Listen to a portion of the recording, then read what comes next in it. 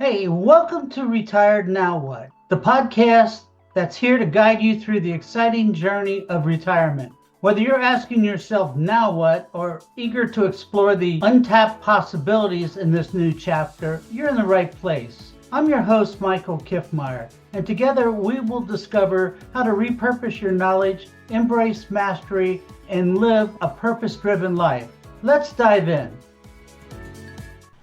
Hello, everyone. This is Michael Kiffmeyer again, and welcome to episode number 4 of You Retired? Now What? Podcast. Today, I'd like to talk a little bit about that when you retire, that doesn't mean the end to your calling.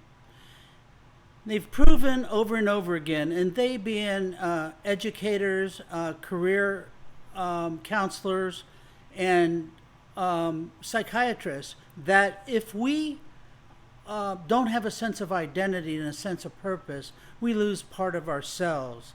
I'm here to share with you that you need to create a new purpose. You need to create a purpose that will help you go the rest of your life. You've heard me say before that we're living an extra 25 to 30 years versus the last generation. That's a great deal of time to not have a purpose and not have some structure. When you were working, one of the things that made you feel good about yourself is that you knew exactly what was expected of you. You performed your job extremely well, and now that's all gone. So what do you do? What's the next step to do? Career counselors have found out that when people retire, and this is true of the industry as well, people actually go through identity distress.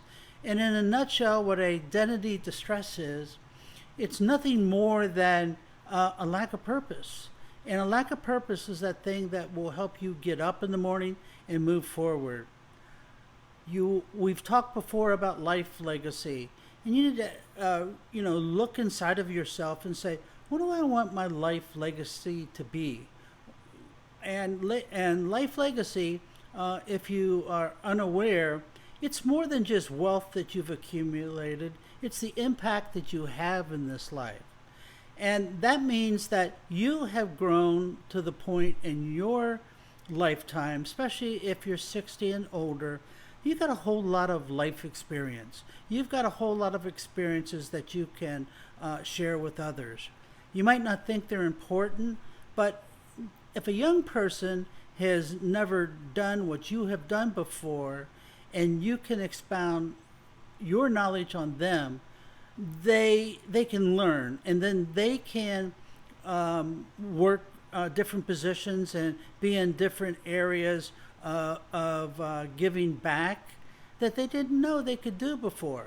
You taught them that. And I want to encourage you to think about that and think, what is it that I have done that I could share and I could pass it on to others? If you don't have a sense of purpose, if you don't have an identity, you don't have a reason to get up in the morning. And you need a reason to get up out of that bed in the morning and move forward. You can the first few years you can kind of ease into it and do what you want, like you always said when you were working. We used to, if you recall, we used to say, well, I'm going to do this and I'm going to do that.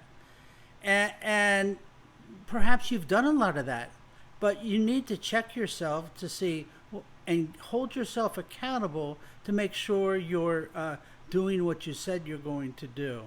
You need a plan. You need a plan. You need possibly a blueprint on what you're going to do. And this will help you move forward in the next phase of your life.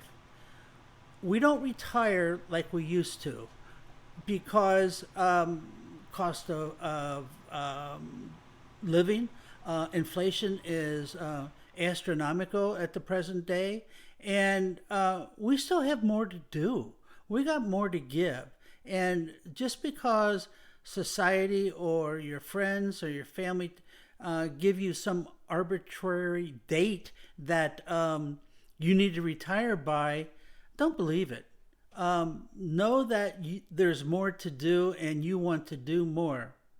Now, I've developed tools and processes over the years, especially when I helped organizations teach their people, their customers, and their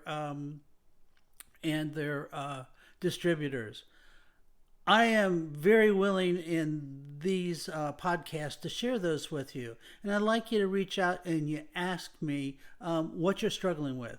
And if I can't answer it, possibly other folks that participate in this podcast can. I plan in the future to offer guests up that are subject matter experts in specific areas that might help you along your journey.